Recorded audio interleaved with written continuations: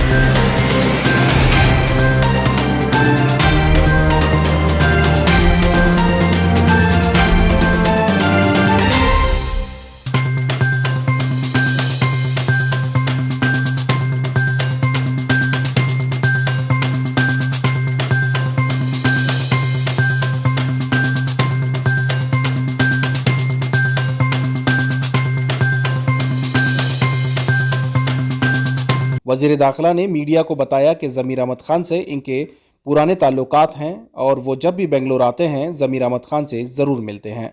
इस मौके पर तेलंगाना हज कमेटी के साबिक चेयरमैन मसीउल्लाह भी मौजूद थे।